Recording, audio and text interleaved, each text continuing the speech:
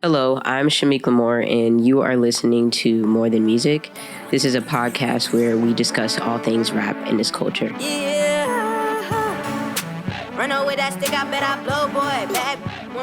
Today's episode is called How Gotti vs. Gucci Created the Shiesty Beef.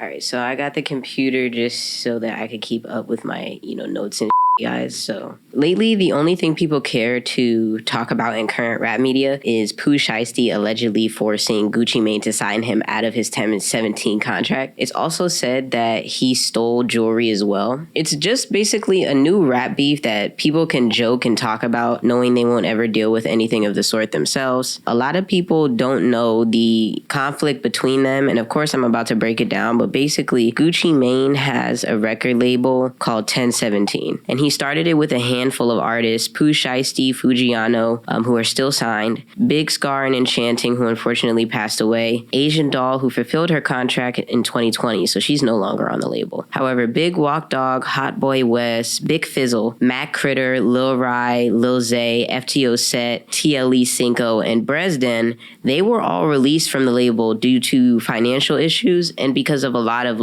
legal problems that some of them were facing. Like Hot Boy West was facing a 15-year prison sentence. So as you can see, this label only has two success stories in terms of, people who are actually doing really good in the industry currently and are still relevant. And a lot of that isn't really the artist's fault. It's really because of how the label has handled certain things. 1017 has, and I don't know if it's really 1017 or just Gucci, but some of the things as a business, I'd say that I wouldn't necessarily agree with is, Gucci Mane as the owner, he signed a lot of Memphis artists, of course, because they're talented, but also because he has an ongoing feud with Yo Gotti. And Yo Gotti's from Memphis, so by doing this, he's giving a territorial jab, trying to mock Yo Gotti almost. And I feel like that's not right. That's not good business because it's not, you're not coming forward signing this artist with good intent. And someone like Gucci Mane, who's a big staple in Atlanta's Southern rap, I feel like knowing how labels take advantage of people, some of the things that he chose to do just weren't right. Now, I'm going to get into later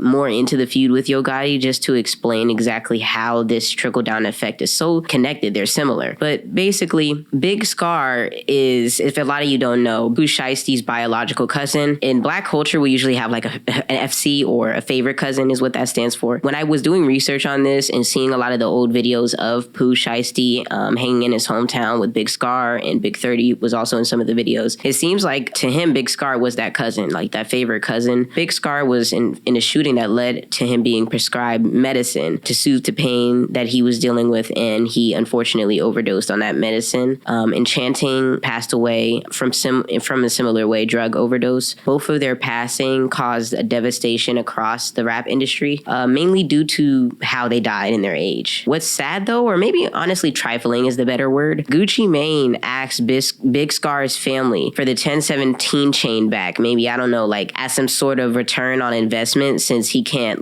fulfill his contract because he passed away, which sounds horrible to say. It is alleged, so we don't know if he actually did this or that, it was nothing like that was bringing forth. So this is just accusations from the family. He also did give the family $20,000 towards the funeral for Big Scar. Some of the family members say Gucci Mane had agreed to pay for the entire service, which was about $60,000. However, Big Scar's father is trying to shut down all of the negative debates and everything that the family's going back and forth with Gucci Mane. Gucci Mane's wife, I think, posted some receipts of two $10,000 amounts of money being sent over to the family. So it was just this whole back and forth over the money for the funeral. And it seems as though that online debate between the family, it kind of it made things worse. On a strict business level, that sounds kind of crazy. Why would the boss pay for the funeral anyway? But just to give you guys some cultural insight, this is not just a day in the office. This is rap. And it's rap centered around gang members. Our entire careers are based on socializing culture, and when I say our, I mean rappers. Our career is in somewhat socializing culture through music. And in African American gang culture, to ask a dead rapper's family for their chain back is like asking a war veteran to give back the uniform, after he just put his life on the line for the country. It just makes no sense. It's distasteful, and it seems like the artist is being viewed as a mascot and not actually a person. And I think that's why it could have been viewed as like disrespect for Pooh Shiesty. But like many of the 1017 artists, he was consistently in and out of jail.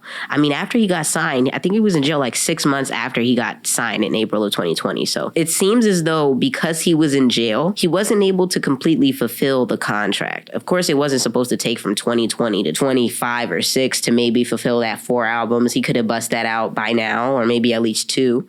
But when Pooh Shiesty got out, the most recent time, which was in October of 2025, it seems like he was not playing around, okay? I'm about to give you guys a quick synopsis of the probable cause section written in the criminal, I don't believe it's a criminal complaint, but it was a criminal filing allegedly.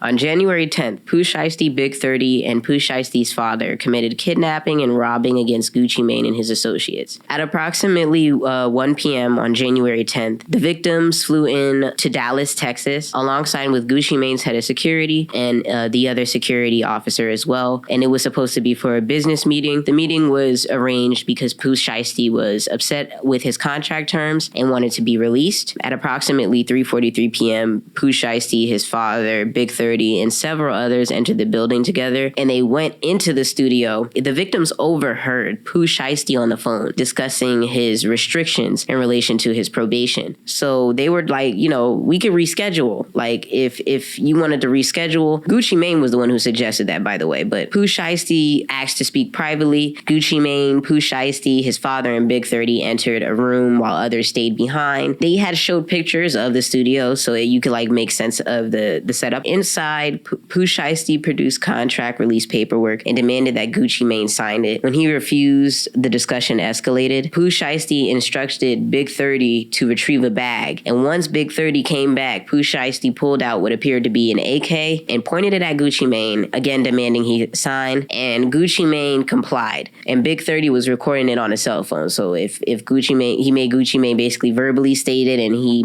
recorded him signing it. They didn't go into detail in the probable cause, at least, as to whether or not they saw the video. After he signed the contract, they took Gucci Mane's jewelry and they took any cash that he had on him at the moment. Now, the paperwork was reviewed. It said that it was reviewed by Pooh Shiesty's father. Apparently, they forgot to force him to write down the date. So they went and forced him to sign it, but put the date again. When they exited the room, basically the other people who were mentioned inside of this suit, they were like robbing the other remaining victims after that. What I saw on the internet, a lot of people were saying that the dad was probably just as crash out as Pooh Shiesty, but in the actual thing, it actually says someone witnessed Pooh Shiesty on the phone. I forgot about what time they said with his father. If I'm entering just a little bit of speculation here, I think that the dad didn't really want to be involved in this. In a lot of gang cultures like this, the parents will honestly do something because they don't want to go against their child. Now, in response to this, allegedly being physically forced into signing a document, Gucci Mane decides that it's a great idea to release a diss track called Crash Dummy, where he essentially raps about the day it happened. He states, "Tell the truth, you went out like a real crash dummy. And after all that, boy, you still stein to me." Later on in the song, he says, "I thought it was the business meeting, but it was a setup."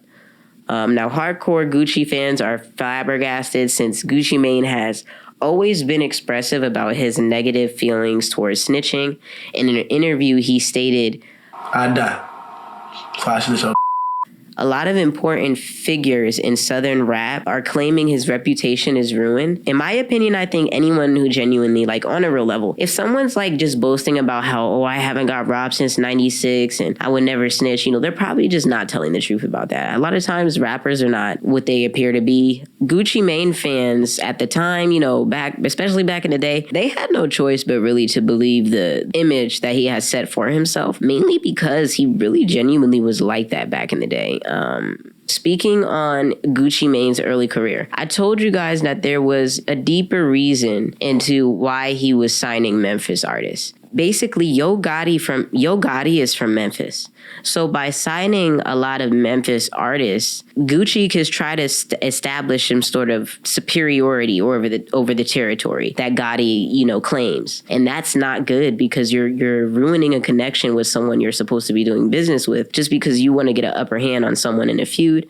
I think it's kind of immature. Publicly, it's stated that Yo Gotti and Gucci started beefing over a release date. For rappers, a release date is like an assigned seat in class. Like, I don't know you, I don't care where you sit, but don't sit at my desk. October 17th is a major date associated with 1017, hence the 1017. So when Yo Gotti released this mixtape, CM7, on October 17th, 2012, Gucci Mane took it as like disrespect. Yo Gotti says he tried to resolve the conflict, and he also says that he didn't know that it was like that sentimental, but I don't think that was that true. If he did say that, he was probably just trolling him, to be honest. Now, if you ask me though, the beef started before 2012. Gucci Mane also used to beef with Young Jeezy, and this beef it's very serious. Gotti started off actually being friends with Gucci, but because he was also associated with Young Jeezy and didn't stop associating with him, it created tension within their friendship. The most catastrophic incident was when Young Jeezy put out a song where he was basically saying that he had a $10,000 bounty on Gucci Mane's So Icy chain. So in response to this bounty, in May of 2005, an affiliate of Young Jeezy's named Pookie Loc attempted to rob Gucci Mane while he was at a female friend's house in Decatur, Georgia, but he failed, and unfortunately, Gucci Mane had to shoot Pookie Loc in self-defense. Pookie Loc passed away on that day. No other death happened due to this beef, and eventually it came to an end in 2020 when they reconciled for a versus battle. And for those who don't know what a versus battle is, it's basically where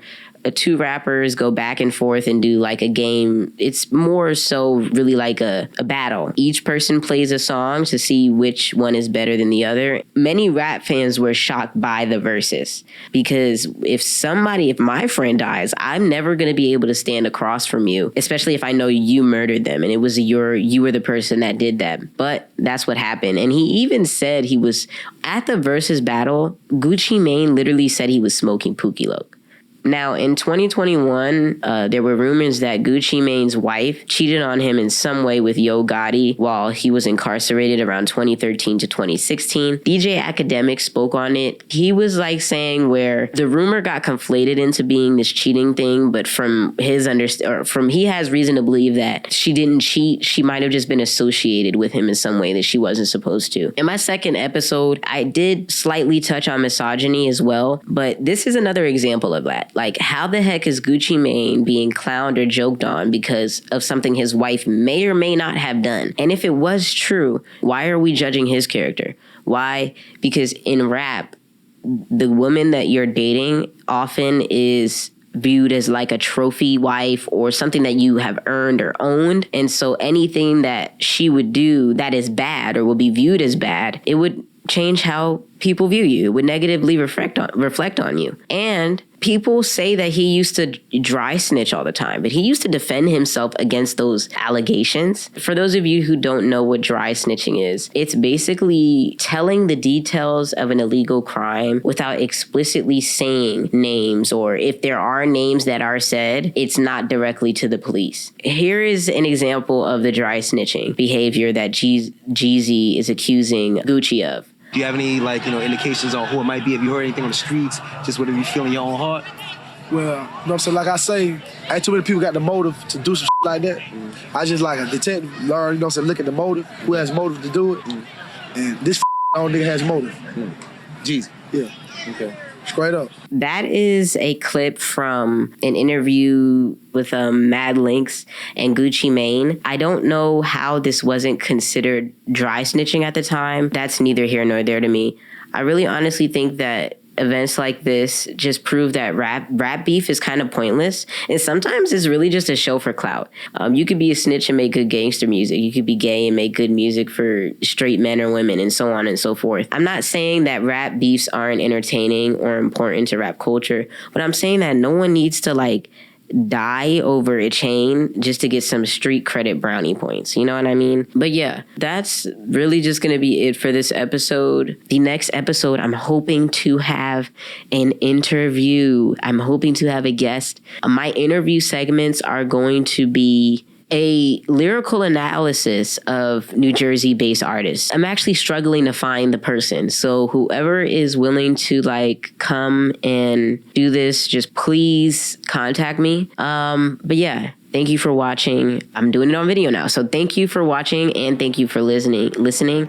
I really appreciate all the support. And this is SMG and I'm out, guys. Yeah. Run away that stick, I bet I blow, boy. Bad. Want me to buy a go yard. Hey, I can't buy no bad.